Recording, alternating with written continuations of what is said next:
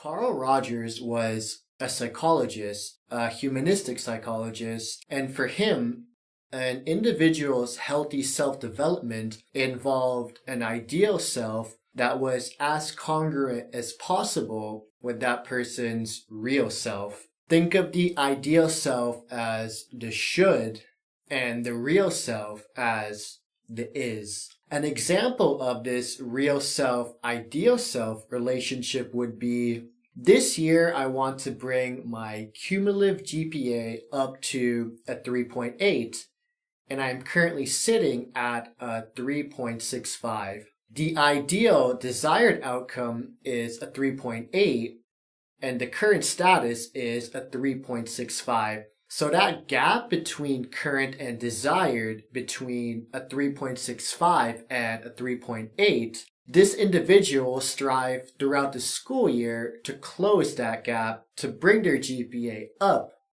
to a 3.8.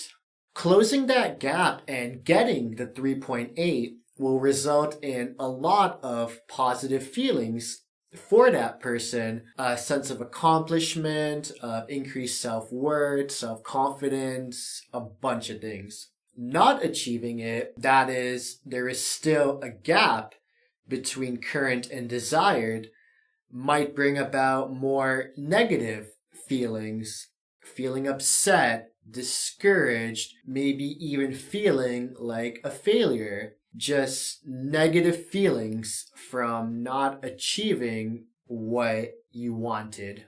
If you take a moment and just think about life, how much of life really is striving to fill in the gap between our current real selves and our desired ideal selves? From a career perspective, if you want to become a doctor one day, you're striving to close the gap between your current position, say, of an undergraduate student who is currently applying to med school, and your ideal position as a doctor. That's your gap. From a more personal standpoint, say, if you want to become more confident in being yourself in your dating life, and you currently feel like you're too easily putting the needs of others before your own, that also is your gap.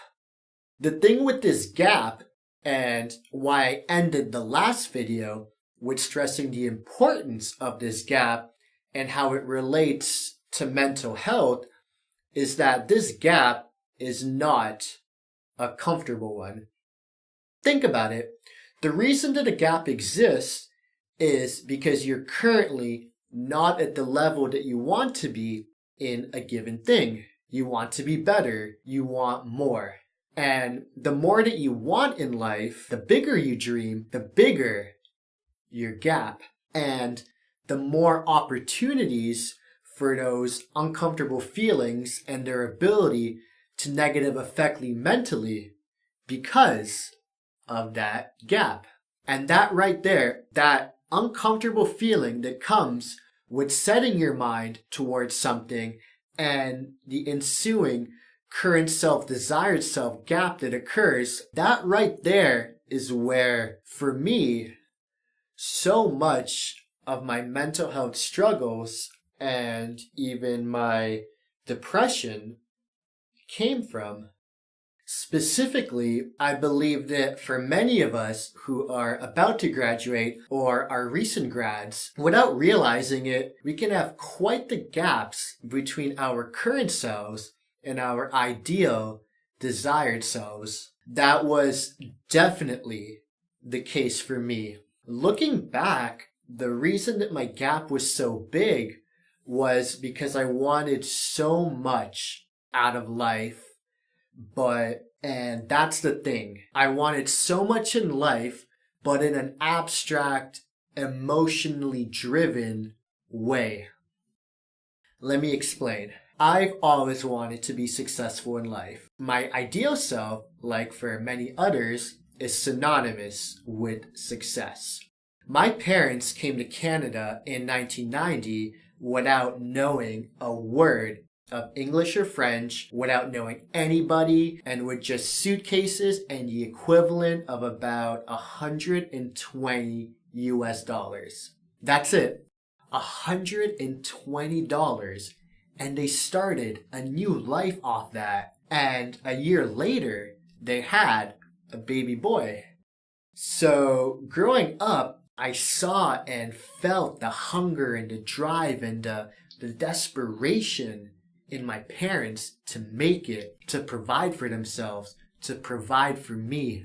Their story has tremendously fueled my drive, and it definitely played a factor in me getting into McGill and then graduating on the Dean's Honor List, and it continues to fuel me. And yeah, it fuels this drive for a successful, ideal self. When I was graduating, I still had this drive for success. However, at the time, it wasn't really conceptualized. It really was just a feeling, a longing. Nevertheless, that feeling did create, however abstract, a version of an ideal self, and it did create this gap between my current self, which was that of a lost and confused and scared and overwhelmed 22, 23-year-old who had little idea of how to go about achieving success and closing the gap between his current self and that ideal, successful self. I had no idea what I was chasing, but I could feel that it was something big. And I could also feel that it was definitely very far removed from where I currently was in my life. So, long story short, for quite the period of time after my undergraduate degree, I was feeling the negative effects of the gap between current and desired, and the fact that I had yet to discover what that desired self actually looked like in terms of a more tangible, measurable, quantifiable depiction really added to my mental health struggles and my eventual depression, because I was constantly living a life that was very far removed from the desired one that I longed for. What I just said is all pretty abstract, and in a way, that's the point. That so many of us, and especially when we're in our early 20s and just finishing up school, we have these desires and these feelings and longings for success, but they're abstract because we just don't know enough about ourselves or about the world in a context that isn't school. In school, my gap was a lot smaller. I knew that world. I knew it enough to have figured out what a decently tangible definition of success was, of what an ideal self was. I had good grades, great friends, opportunities to have really fun nights out, girls were in my life. I knew enough about what success looked like in the context of school to be able to tell if I was more or less achieving it. Outside of school, like I've said so many times in these videos, the structure goes away, and in a lot of ways, we're just lost at sea.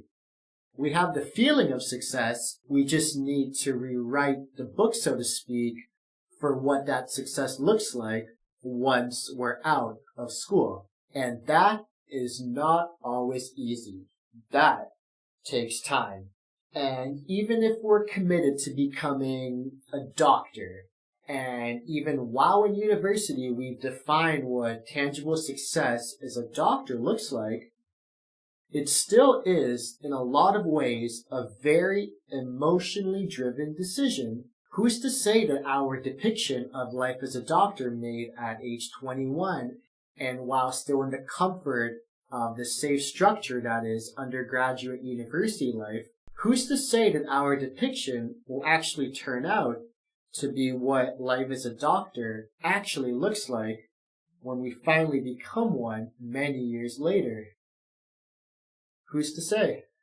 So yeah, the big point here is that not only is the gap between real and ideal a cause for mental health struggles, but the fact that our ideal selves aren't always the best defined, especially when we're younger, only helps to contribute to those mental health struggles. Oh, and if that wasn't enough, we're also not always the best at figuring out an accurate depiction of our current selves, which also adds to all that potential for mental health struggles.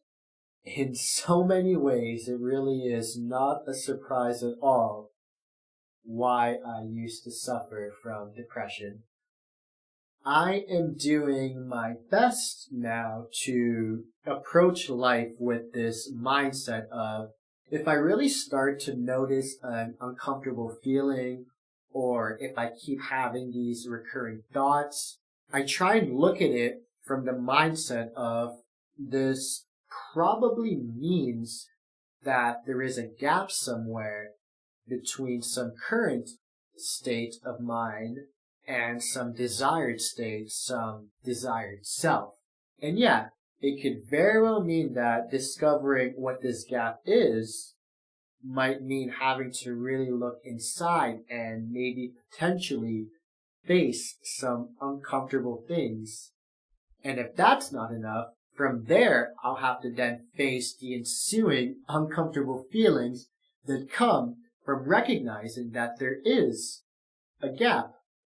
But I would rather that. I would hands down take the uncomfortable feeling that comes from striving towards a genuine version of my ideal self than the uncomfortable feeling that comes from deep down knowing that I am resisting exploring what it is that I truly want.